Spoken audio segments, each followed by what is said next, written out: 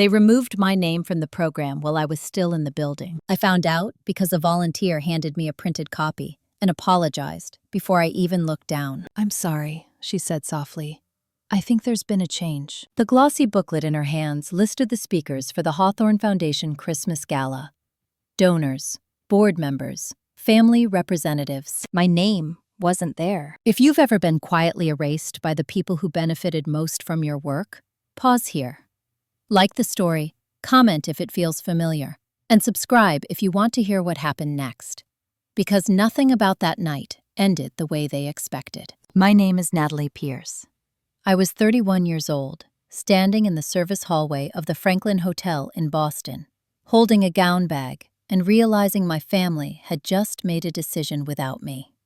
Again, the gala was supposed to be routine, a formality, a polished evening to close the year strong for the Hawthorne Foundation, a nonprofit tied closely to Hawthorne Medical Systems, the family-owned healthcare equipment company my parents ran. The foundation funded rural clinics, mobile diagnostic units, pediatric grants. I had helped design 3 of those programs myself. I wasn't a volunteer. I wasn't decoration. I was the director of community partnerships for a regional healthcare network, overseeing $28 million in annual grants across New England. I knew donors. I knew compliance. I knew how money moved when people weren't watching. But tonight, none of that mattered. Tonight, my role was being revised. The volunteer shifted awkwardly, still holding the booklet. "They said the program was updated," she added. "You're still attending, of course." Attending. I thanked her and walked away before my face could register anything she didn't need to see. In the mirror near the ballroom entrance, I caught my reflection. Navy gown, hair pinned low, expression calm. That calm had been trained into me. My mother, Carol Pierce, used to call it maturity. My father, Richard Pierce, called it professionalism. My younger sister, Emily Pierce, called it me being low maintenance. Low maintenance was family code for expendable. Growing up, Emily was the visible one, cheerful, photogenic, easy to place in front of cameras. I was the one who handled logistics, cleaned up after events, followed through. When Emily forgot to send donor thank yous, I drafted them. When a supplier threatened to pull out of a fundraiser, I negotiated terms. When the foundation nearly lost its tax-exempt status over a reporting error 3 years ago, I caught it before the audit. No one announced that part. They just kept expecting it. The first time you're erased, you assume it's accidental. The second time, you start counting. I found Carol Pierce near the bar, laughing with a group of sponsors. She looked immaculate. Pearl earrings, champagne in hand, perfect posture. When she saw me, her smile tightened for half a second. "Natalie," she said, "you made it." I held up the program. "Was this intentional?" I asked quietly. She glanced at the page, then away. "It was a timing issue," she said. "The board felt it would be cleaner to streamline the speakers." "Streamline me," I replied. Carol lowered her voice. "This isn't personal." It never was. That was the problem. I scanned the room. On stage, a podium stood beneath the foundation banner. Listed speakers included my father, my sister, and a guest physician I had personally recruited. Emily's name was printed in bold, right beneath my father's. "Emily is presenting?" I asked. Carol nodded.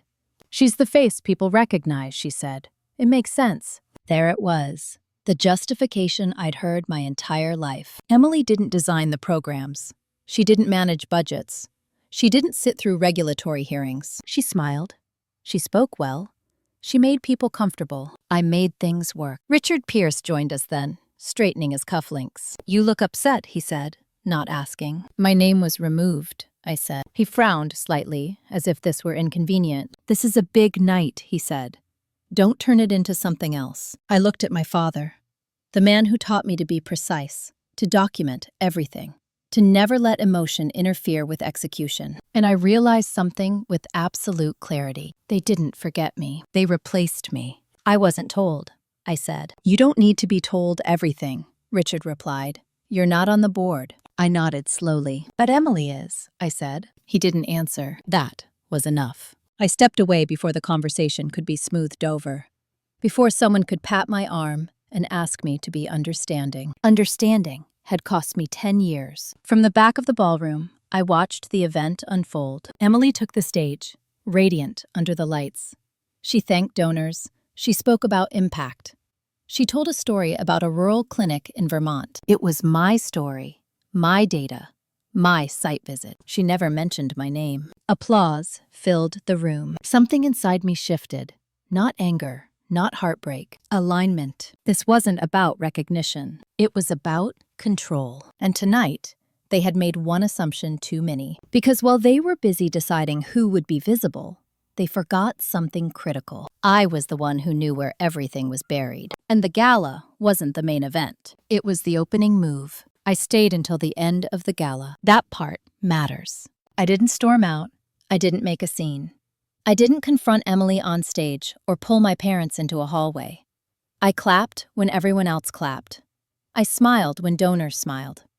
I shook hands and thanked people for attending an event I had helped build, but was no longer allowed to represent. Control, I had learned, is often mistaken for silence. The Franklin Hotel ballroom slowly emptied. Chairs scraped softly against the floor. Staff collected glasses.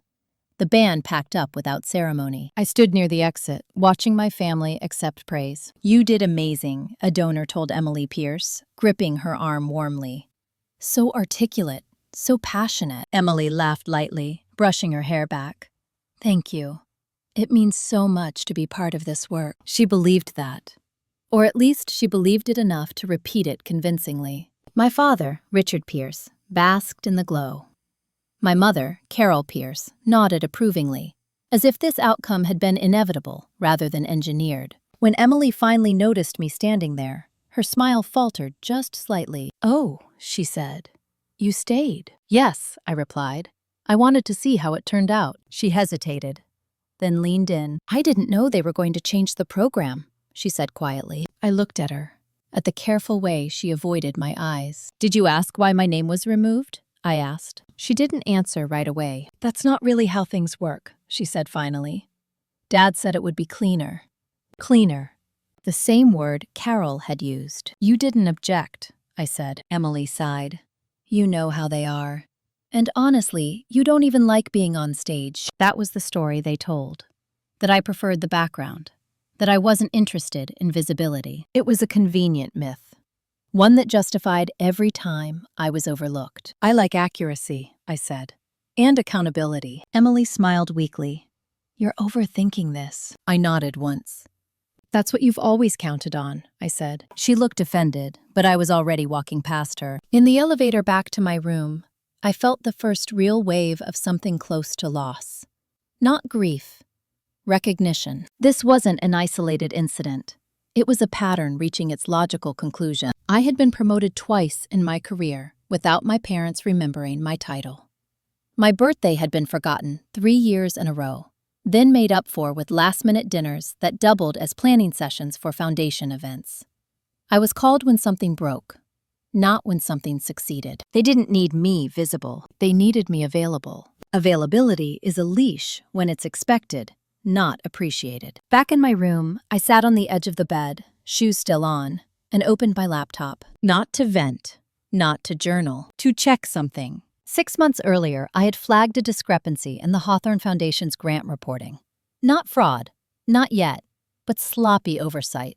Missing signatures, funds allocated without finalized agreements. I had raised it with Richard.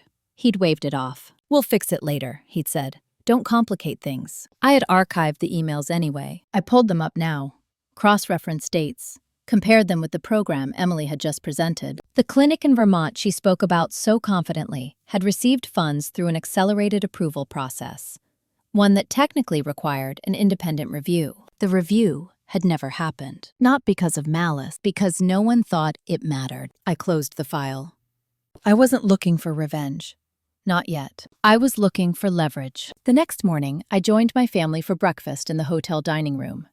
That part surprised them. Carol Pierce smiled brightly when she saw me. "There you are," she said. "We thought you might sleep in." "I wanted to be here," I said, taking a seat. Richard glanced up from his phone. "Good. We're discussing next year's calendar." Of course they were.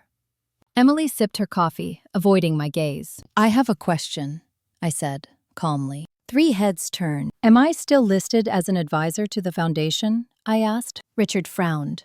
Of course. And will I be informed if my role changes? I asked. Carol waved a hand. Natalie, don't be dramatic. I'm not, I replied. I'm asking about process. Richard set his phone down. This isn't how family works, he said. No, I replied. This is how organizations work. Emily shifted in her seat. Why are you making this awkward? She asked. I looked at my sister, the woman who had stepped into a spotlight prepared by someone else, and called it opportunity. Because last night wasn't awkward, I said. It was intentional. Silence followed. Carol leaned forward. You're reading too much into it. Then tell me why my name was removed, I said. Richard's jaw tightened. We made a judgment call, he said. Emily represents the foundation better. There it was, out loud, undeniable. And what do I represent? I asked. Richard didn't hesitate. Support. The word landed exactly where it was meant to. Support. Not leadership, not authority. Infrastructure. Something you don't think when it holds. I nodded slowly. Then I need to make a decision, I said. Carol frowned. About what? About whether I'm willing to continue supporting something that doesn't acknowledge my role, I replied. Emily laughed nervously. You're not serious. I stood. I am, I said, and I think it's time I stepped back. Richard stood as well. Don't be impulsive, he said sharply. This foundation is family. I met his eyes. So am I said. And last night made it clear where I rank. I left before anyone could respond. Not dramatically, not loudly, just decisively. By noon, I was on a train back to New Haven, where I lived and worked. On my phone, 3 messages appeared in quick succession. From Carol, from Richard, from Emily. I didn't open any of them, because for the first time, I wasn't reacting. I was choosing, and they had no idea what that would cost them yet. By the time the train pulled into New Haven, I had already stopped waiting for an apology. That matters, too. People like my parents rely on your hope the way institutions rely on inertia. As long as you believe they'll eventually see you, you keep showing up. You keep explaining. You keep adjusting yourself to fit whatever shape makes them comfortable. Once that hope disappears, the entire structure changes. I walked the 3 blocks from Union Station to my apartment, the cold sharp enough to keep my thoughts clear. Inside, I set my bag down, kicked off my shoes, and stood in the quiet living room without turning on the lights. This was the first time in years I hadn't opened my laptop immediately after a family event to fix something. I let that sink in. At 9:14 a.m., my phone rang. Richard Pierce. I watched it ring out. At 9:16, Carol Pierce texted, "You embarrassed us by leaving like that." There it was. Not concern, not confusion, image management. I didn't respond. At 9:23, Emily Pierce sent a message. I don't know what you think you're proving, but you're making this harder than it needs to be. Harder for whom? I wondered. I placed my phone face down and made coffee. While it brewed, I opened my laptop and pulled up my calendar. In exactly 10 days, the Hawthorne Foundation was scheduled to submit its annual compliance report to the state. The report required certification that all grant processes had followed established review protocols. I knew with absolute certainty that wasn't true. Not because anyone had intentionally lied, because they had stopped asking me. Mini hook. When people stop looping you in, they also stop noticing what you quietly prevent. I didn't feel triumphant. I felt sober. At 11 a.m., I had a standing call with my supervisor, Dr. Lena Morales, the chief strategy officer at the healthcare network where I worked. Lena was sharp, direct, and allergic to corporate theater. She noticed immediately. You're distracted, she said. I had a family situation, I replied. She waited. She always did. They sidelined me at a public event, I added. One I helped build. Lena nodded once. Are you surprised? She asked. No, I said. I'm done being useful without authority. That got her attention. Tell me more, she said. I explained the foundation's structure, the reporting gaps, my unofficial role, the gala. I didn't editorialize. I laid out facts. When I finished, Lena leaned back. You understand, she said carefully, that if your name is still attached to advisory oversight and the reporting is inaccurate, you carry liability. I do, I said. That's why I need to formally disengage. Or formalize, she said. I paused. She continued. You've been acting as risk mitigation without protection, she said. That's not loyalty. That's exposure. Exactly. I want you to document everything, Lena added. Not for revenge, for clarity. That word again. Clarity. At 1:30 p.m., I sent a single email to Richard Pierce, Carol Pierce, Emily Pierce, and the Foundation's external accountant, Mark Feldman. Subject: Role clarification. The body was brief. Effective immediately. I am requesting written clarification of my role with the Hawthorne Foundation, including scope of authority, reporting responsibilities, and liability exposure. Until this clarification is received, I am unable to provide advisory input or informal support. Natalie Pierce. No accusations. No ultimatums. Just boundaries. The response came faster than I expected. At 1:47 p.m., Richard replied, This is unnecessary. You're overcomplicating things. At 1:49 p.m., Carol followed. Why are you doing this right now? At 1:52, Mark Feldman responded, Thank you for flagging this. Please keep me copied. That was the shift, because Mark didn't answer to my parents. He answered to regulators. The moment a neutral third party starts paying attention, private power loses its insulation. That evening, Emily showed up at my apartment unannounced. I opened the door and saw her standing there, coat half-buttoned, eyes sharp with irritation. You blindsided us, she said, stepping inside without waiting. I sent an email, I replied. That's not a blindside. You made it legal, she snapped. I closed the door behind her. No, I said calmly. I made it accurate. She paced my living room, hands running through her hair. Dad is furious, she said. He thinks you're trying to punish us. I leaned against the counter. I'm trying to protect myself, I replied. She stopped pacing. You've always done this, she said. You pull away instead of just talking it out. I looked at my sister, the one who had never once questioned why she was elevated. I talked, I said, for years. You just didn't need to listen. Her voice softened. You know they don't mean it the way it comes out, she said. I smiled faintly. That's the difference between us, I replied. You get intention. I get impact. Emily crossed her arms. So what, you're going to walk away? She asked. From informal labor, I said. Yes, she scoffed. You think they'll miss you? She asked. I didn't answer immediately. Not right away, I said. They never do. She left shortly after, shaking her head like I'd disappointed her. That night, I received an email from Mark Feldman. He had questions, specific ones, about grant approvals, about review committees, about documentation, questions my parents couldn't answer without looping me back in. I answered Mark's questions with precision, and I copied my parents on every response. Not to shame them, to document reality. By Friday, the tone changed. Richard's messages became careful. Carol's became conciliatory. Emily stopped texting altogether because something they relied on was no longer functioning. Their assumption that I would absorb discomfort so they wouldn't have to. I sat at my desk that evening, looking out at the city lights, and felt something unfamiliar. Not rage, readiness. Because the small event they thought they controlled had triggered a chain they didn't see coming. And the next move wouldn't be mine alone. It would be enforced. The Foundation's compliance review was scheduled for the following Wednesday. That detail mattered more than anything else. Because reviews don't care about family dynamics. They don't adjust for intention. They don't soften language to preserve feelings. They measure what exists, not what people meant to do. And this one was no longer internal. Mark Feldman had looped in the State Oversight Office. Not dramatically, not as an accusation, as a procedural necessity. That was the phrase he used. Procedural necessity. On Monday morning, Richard Pierce called me for the first time since the Gala. His voice was measured. Too measured. We need to talk, he said. I've been clear in writing, I replied. This doesn't need to escalate, he said. Mark is overreacting. No, I said. Mark is doing his job. Silence stretched across the line. You could have come to us first, Richard said finally. I did, I replied. For years. He exhaled sharply. You're forcing our hand, he said. I looked out my office window at the parking lot below. People coming and going.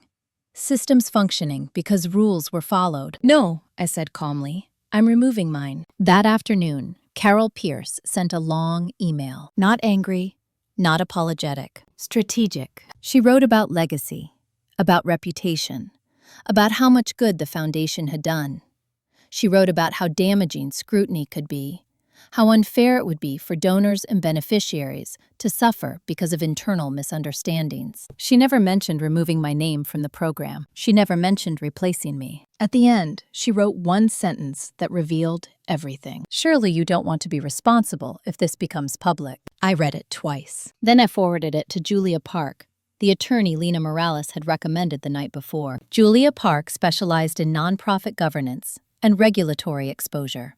She was calm, sharp, and impossible to intimidate. Her reply came 10 minutes later. "This email is inappropriate," she wrote. "Do not respond directly. Let me handle correspondence going forward." So I did. The moment you stop answering emotionally, people reveal how transactional they've always been. On Tuesday morning, Julia sent a formal notice to the Hawthorne Foundation. It clarified my disengagement from advisory roles, outlined my prior contributions, and documented my concerns regarding liability exposure due to lack of authority. It was polite. It was devastating. By noon, Richard Pierce was calling Lena Morales. That part surprised me, Lena told me later, over coffee. "He wanted to know if this was coming from you or from us," she said. "And?" I asked. "I told him the truth," she replied, "that you finally stopped absorbing risk on his behalf." The compliance review began at 9 a.m. Wednesday. I wasn't present.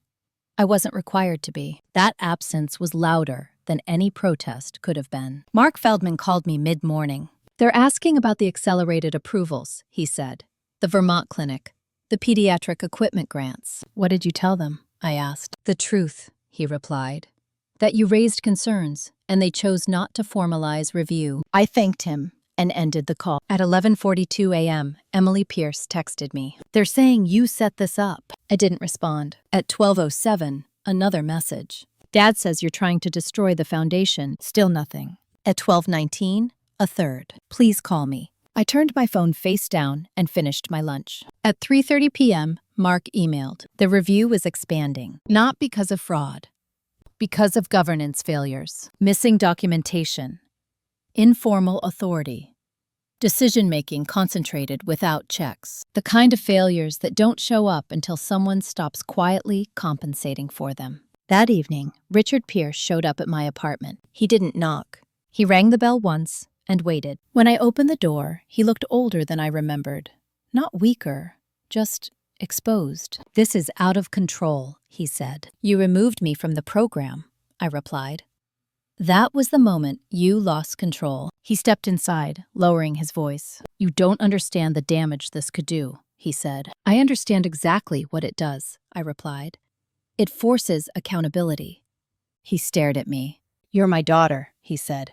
"You owe us discretion." I met his gaze. "I owed you honesty," I said.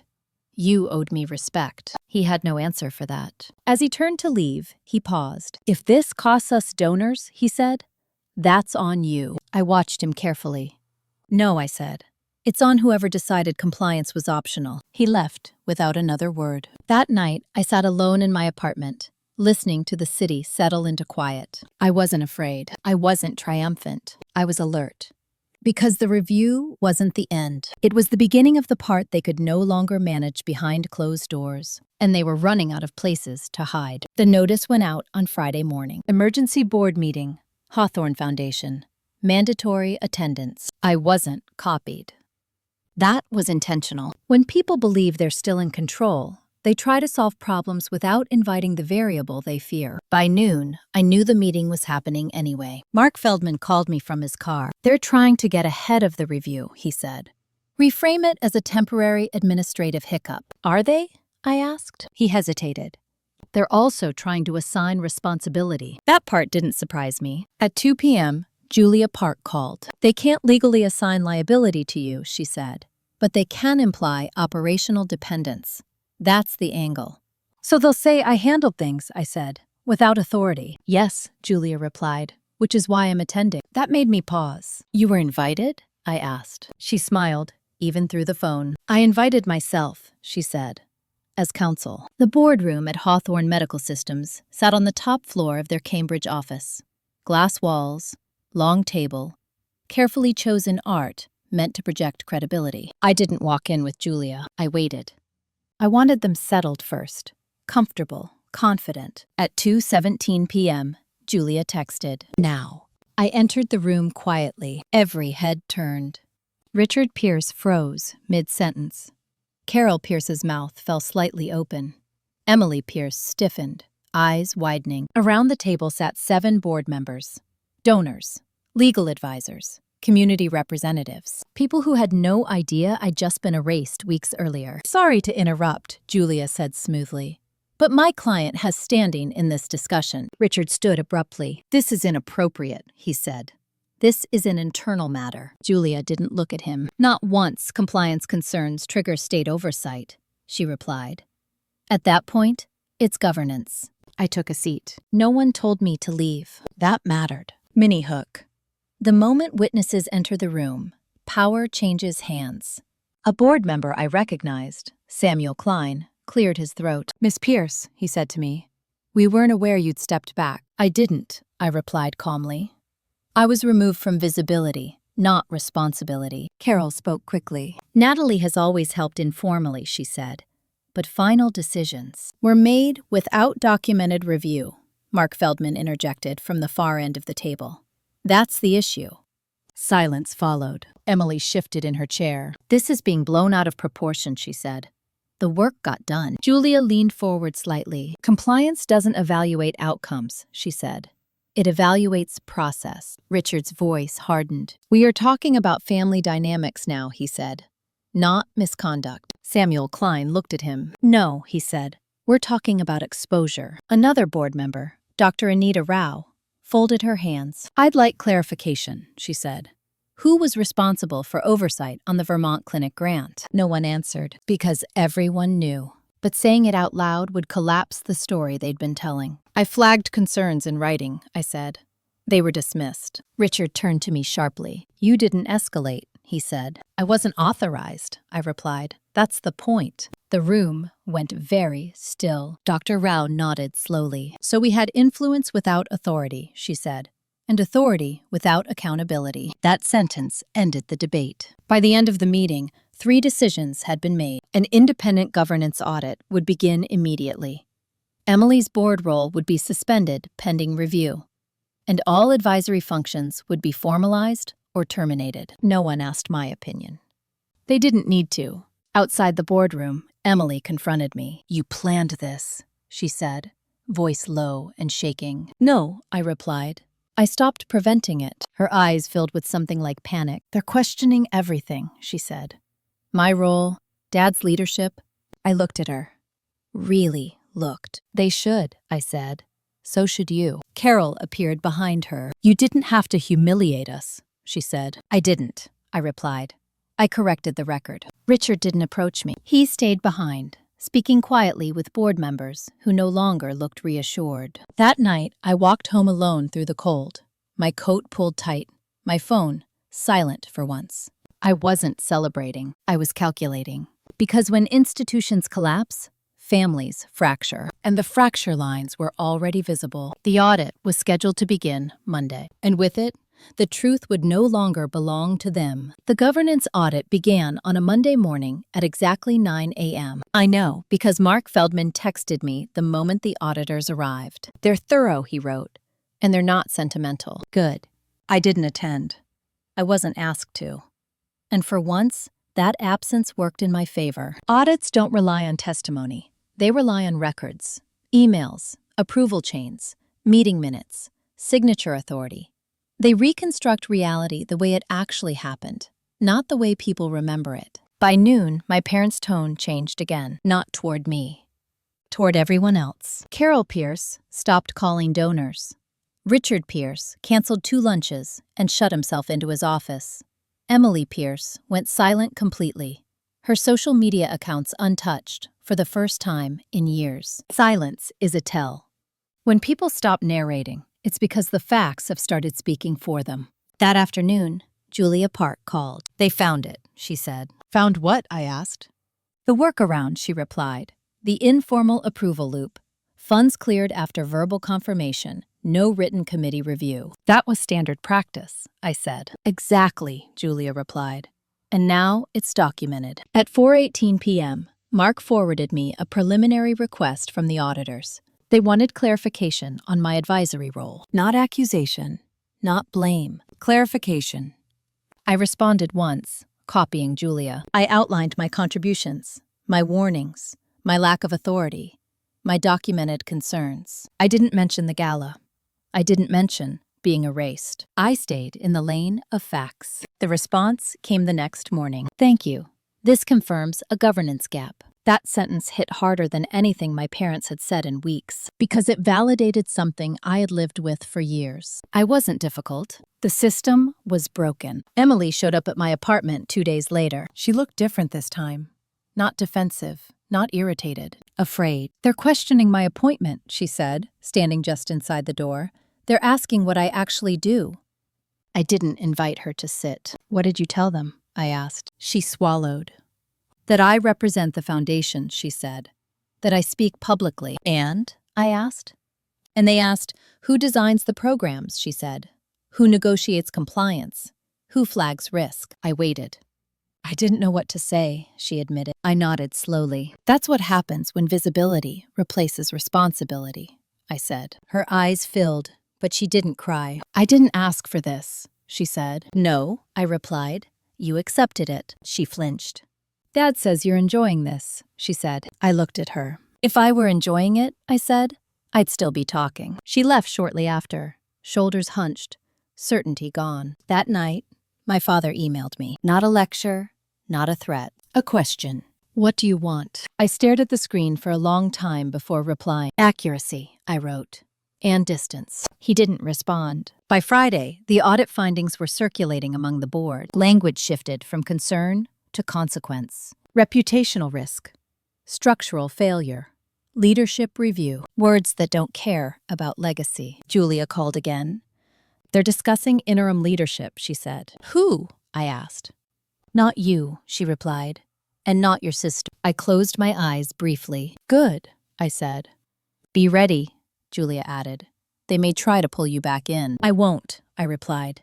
That weekend I went for a long walk by the harbor. Cold air, gray water, the city steady around me. For the first time, I wasn't thinking about what I needed to fix next. I was thinking about what I was willing to let fall. Because the truth had done its job, and the consequences were no longer mine to manage. On Sunday night, Mark sent one final message. The board meeting is tomorrow. Emergency session.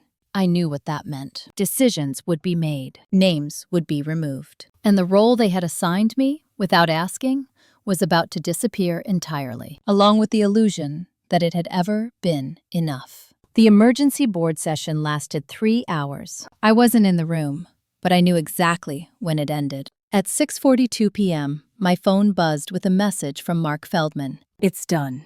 That was all he wrote. No punctuation, no explanation. I sat on my couch, phone in my hand, waiting for the second message that always follows the first. The clarification. The fallout. It didn't come. That silence was deliberate. Because what had just happened wasn't something they wanted repeated casually. I finally called Mark. They voted, he said as soon as he picked up. Unanimously. On what? I asked. Leadership restructuring, he replied. Your father is stepping down as executive director, effective immediately. I closed my eyes. And Emily? I asked. Removed from the board, he said. Not suspended. Removed. I let the words settle, not with satisfaction, with gravity. And the foundation, I asked? Placed under interim governance, Mark said. Independent oversight for 12 months, no exceptions. That was the real consequence. Not embarrassment, not family tension, loss of control. People forgive mistakes. They don't forgive exposure. That night, my parents didn't call. Neither did Emily. Instead, a number I didn't recognize appeared on my screen just after 9 p.m. I answered. Natalie, a man said. This is James Holloway. I recognized the name immediately. James Holloway was senior counsel for Hawthorne Medical Systems, a man who never surfaced unless the situation was serious. I'm listening, I said. There's a concern, he continued, about public perception and continuity. Of course there was. The board is discussing whether your withdrawal created a vacuum, he said carefully. One that could have been avoided. I leaned back against the couch. They removed me before I withdrew, I replied. That distinction matters. It does, James admitted. But optics are not my responsibility, I said calmly. He paused. There's talk, he continued, of inviting you back in a formal capacity. Limited, defined, with authority. There it was, the reversal disguised as reason. What would that accomplish? I asked. It would stabilize things, he said. Signal unity. I almost laughed. Unity requires consent, I said. You can't retrofit it. Another pause. Think about it, James said. This could be an opportunity. No, I replied. It's an exit. We ended the call politely, professionally. I didn't sleep much that night. Not because I was anxious. Because I was processing something new. They no longer saw me as support. They saw me as a risk they failed to manage. The next morning, Carol Pierce emailed me. Subject: please. That was it. Just the word. I opened the message. She wrote about shock, about grief, about how quickly things had spiraled. She wrote about Richard's health, about Emily feeling lost. She wrote about family. She did not write about the gala. She did not write about removing my name. She did not write about choice. At the end, she asked one question. Can you help us fix this? I stared at the screen for a long time. Then I replied with one sentence. I already did. I closed my laptop and went to work. That afternoon, my supervisor, Lena Morales, called me into her office. Your name is circulating, she said, not unkindly. People are asking if you're available. For what? I asked. Board consulting, she said. Governance repair. Crisis oversight. I nodded slowly, not because I wanted the work, because I recognized the irony. The skills that had been dismissed at home were suddenly valuable everywhere else. Lena studied me. You don't have to say yes, she said. I know, I replied. That evening, as I walked home, my phone buzzed again. This time, it was Emily. I don't know who I am without them deciding for me, she wrote. I stopped walking, read it twice, then kept going. Because the truth was simple. I had spent years knowing who I was without permission. And that was exactly what they had underestimated. The next board meeting was scheduled for Friday. And this time, my name was on the agenda, not as support, as a variable. The boardroom was smaller than I expected. No banners, no foundation logo. Just a long table, a legal pad at every seat, and a quiet that felt intentional rather than awkward. I arrived 5 minutes early. That was also intentional. James Holloway stood when I entered. So did Mark Feldman. So did 2 board members I recognized, and one I didn't. A woman in her early 40s with sharp eyes and a posture that suggested she didn't waste time. This is Natalie Pierce, James said, unnecessarily. I know who she is, the woman replied. I'm Rebecca Lynn, interim governance advisor. She didn't smile. I liked her immediately. We sat. No one offered me coffee. No one asked how I was doing. This wasn't about comfort. James cleared his throat. We want to understand, he said. What happened from your perspective? I nodded. I'll be precise, I said. Not personal. Rebecca Lynn leaned forward slightly. That's preferred, she said. I began with the facts. The informal advisory role. The repeated warnings. The lack of authority. The accelerated approvals. The gala. The removal of my name without notice. I didn't dramatize it. I didn't soften it. I watched faces change as the sequence became unavoidable. Mini hook. When a pattern is laid out cleanly, excuses don't survive long enough to argue. And when you withdrew, one board member asked, "Did you anticipate this outcome?" No, I replied. I anticipated clarity. Rebecca nodded. Same thing, she said. James shifted. The foundation is facing reputational strain, he said. Donors are asking questions. They should, I replied. And your family? Another board member asked carefully. I'm not here to discuss them, I said. Only systems. That answer landed better than sympathy ever would have. Rebecca folded her hands. The board wants to know, she said, if you're willing to consult during the transition. I met her gaze. Under conditions, I said. Which are, she asked. Full authority over governance review, I replied. Written scope. Direct reporting to the board. No family mediation. James inhaled sharply. That's extensive, he said. So is the damage, I replied. Silence followed. Rebecca broke it. That's reasonable, she said. Temporary. Defined. Clean. James looked at her, then at Mark. "We'll need to discuss," he said. "You're doing that now," Rebecca replied. They exchanged a look. I waited. Finally, James nodded. "We can draft terms," he said. "Short-term engagement. 30 days, I said. No extensions without mutual consent." Rebecca smiled faintly. "Agreed," she said. As the meeting wrapped up, one of the board members lingered. "I want to ask you something off the record," he said. I nodded. "Why didn't you confront them earlier?" he asked. I considered the question. "Because confrontation assumes you're being misunderstood," I said. I wasn't. He nodded slowly. That afternoon, as I walked back into the cold, my phone buzzed again. Carol Pierce. I didn't answer. Then, Richard Pierce. I didn't answer that either. Emily Pierce sent a message an hour later. "They're asking me to step away completely." I read it, then put the phone down. Not everything requires a response. Mini hook. Silence, when chosen, stops being absence.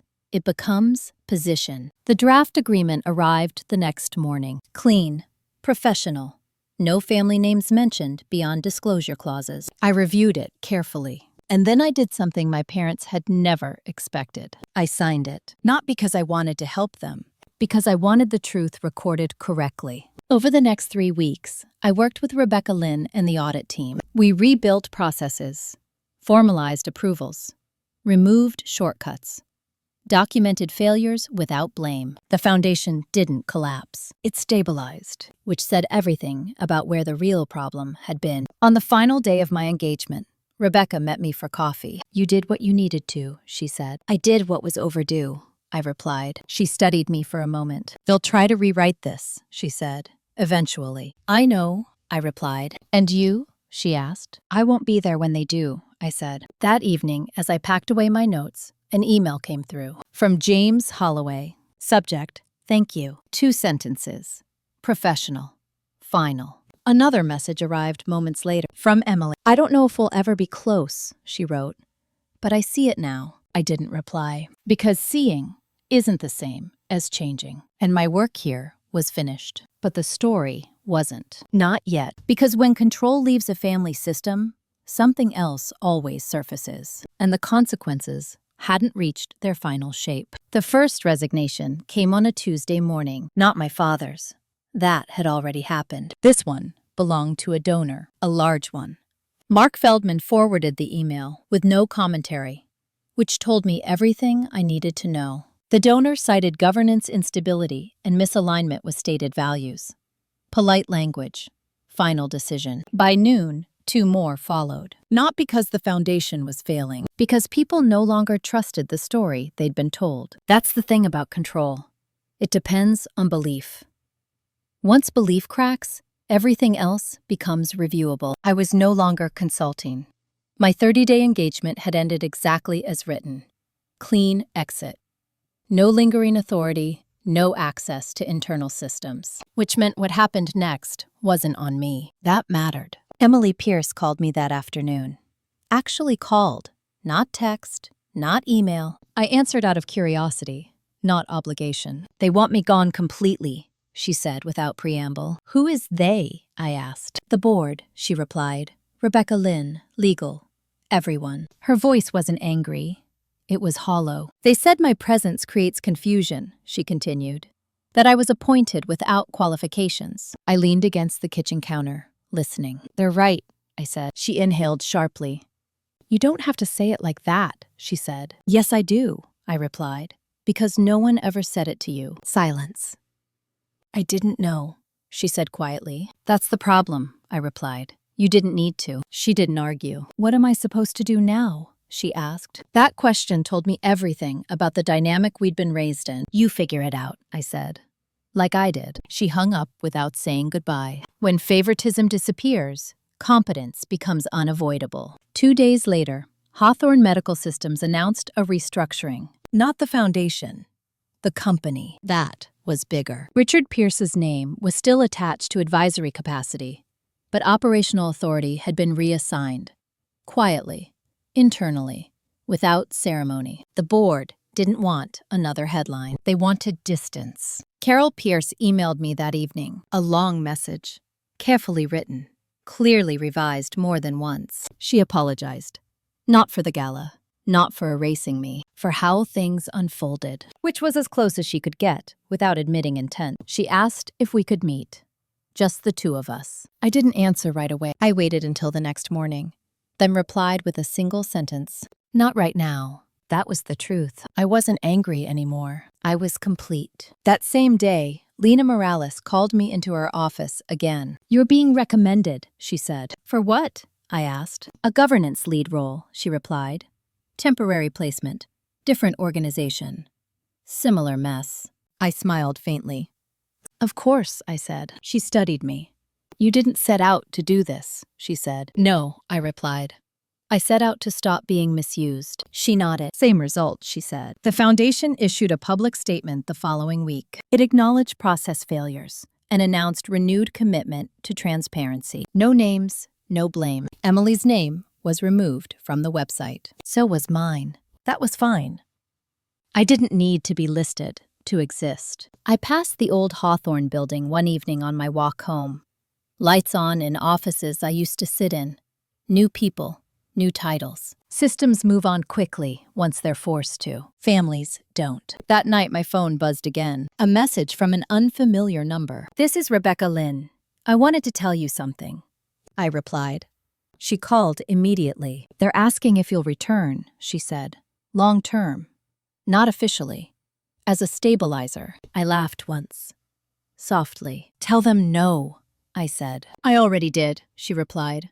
I just thought you should know. Thank you, I said. We ended the call. I stood by my window, looking out at the city, feeling the quiet settle again. They had lost control of the narrative. They had lost the ability to assign roles without consent. And now, they were learning something far more uncomfortable, that I was no longer available to absorb the consequences of their choices. One more decision remained, not theirs, mine. And it would be final. The offer arrived. In writing, not from my parents, not from Emily, from the Foundation's interim board, a formal letter, neutral tone, carefully constructed language. They were offering me a permanent role, Director of Governance and Compliance, full authority, independent reporting, competitive compensation. Everything I had quietly done for years, finally acknowledged. 5 years too late. I read the letter once. Then again. Then I set it aside. Because this wasn't about whether the offer was fair. It was about timing and intent. When people offer you power after they've already taken it away, they're not fixing the past. They're trying to survive the future. That evening, I met Lena Morales for dinner. I slid the letter across the table. She read it without expression. They want you back inside, she said. Yes, I replied. As a solution. She looked up. And how does that feel? Like being asked to rebuild a house that burned down because no one listened to the fire alarm, I said. She smiled slightly. They're afraid of what happens without you, she said. I know, I replied. That's why I won't go. Lena didn't argue. Then what do you want? She asked. I thought about it longer than I expected. I want to work where my presence isn't a contingency plan, I said. I want consent built into the system. She nodded. There's a role coming, she said. Different nonprofit, different board, national scope. They asked for you specifically. I exhaled slowly. Send me the details, I said. When I got home, I found a voicemail from Richard Pierce. His voice sounded older than it had a month ago. We didn't know how much you were holding together, he said. We should have trusted you. He paused.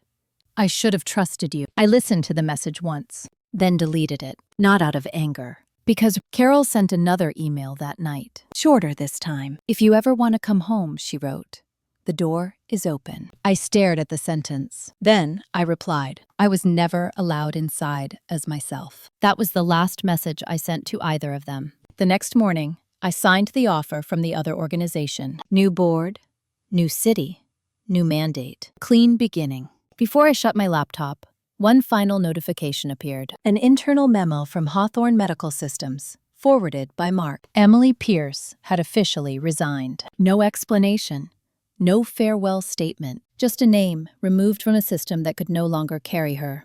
I closed the file and stood up, the apartment quiet around me. I didn't feel victorious. I felt finished. But as I packed the last box for the move, My phone buzzed again. Unknown number. One sentence appeared on the screen. They're investigating further. I stared at it, heart steady, because whatever came next, it would no longer involve me fixing it.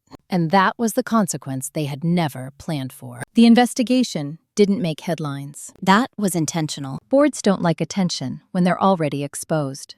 They move quietly, through subcommittees and outside counsel, and language designed to contain damage rather than explain it. I learned about it in fragments. A forwarded email from Mark Feldman, a clipped voicemail from James Holloway asking for historical clarification, a LinkedIn update announcing a temporary executive appointment that lasted exactly 9 days. I didn't respond to any of it. I had already made my exit. Clean. I was 2 weeks into my new role by then, settling into an office with unfamiliar walls and none of the old expectations attached to my name. Different organization, different city, same kind of mess, but this one had asked me to come in with authority, not absorb responsibility without it. That difference mattered more than the title. On my third Friday there, I received a message from Rebecca Lynn. "They've widened the scope," she wrote. I stared at the screen for a moment before replying. To what? "Board conduct," she said. "Conflict of interest, familial influence." I exhaled slowly. Not satisfaction. Confirmation. "They're asking about you," she added. "Not as a subject, as context." "Tell them the truth," I replied, "and tell them I'm unavailable." She sent a single word back. Understood. That weekend, I went back to Boston to collect the last of my things from my old apartment. I hadn't rushed it. I wanted time to decide what deserved to come with me. On Sunday afternoon, while sorting through a drawer of old files, I found a thin folder I'd forgotten about. Notes from years earlier. Early drafts of governance frameworks I'd proposed to my parents and quietly shelved when they told me it wasn't the right time. I didn't read them. I shredded the entire folder. Some work is valuable only where it's welcomed. That evening, Carol Pierce called again. I let it go to voicemail. She didn't cry. She didn't plead. She sounded tired. "They're asking questions we can't answer," she said. "About decisions, about timing, about why things were done the way they were." She paused. "I think we relied on you too much," she said. And I think we convinced ourselves that was normal. That was the closest she had ever come to naming it. I didn't call her back. Not because I didn't hear her. Because acknowledgement doesn't reverse patterns. Distance does. 2 days later, an article appeared in a regional business journal, not about the foundation, about Hawthorne Medical Systems. It referenced governance restructuring, board oversight, and leadership accountability. Richard Pierce's name was mentioned once. Past tense. No accusations, no drama. Just the quiet consequence of systems correcting themselves. Emily didn't reach out again. I heard through Mark that she had taken a short-term position in another city. Entry level. No family connection. For the first time in her life, no one had smoothed the path ahead of her. I hoped she'd learned something from that. I didn't feel responsible for it. At my new office, my team didn't know my last name carried any history. They didn't ask where I came from.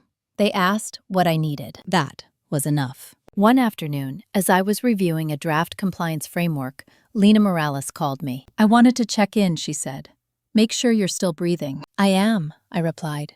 "More than before." She smiled through the phone. "You know," she said, "they'll talk about this for years. Rewrite it, simplify it, turn it into something more comfortable." "I know," I said. "That's what families do." "And you?" she asked. "I won't correct them," I replied.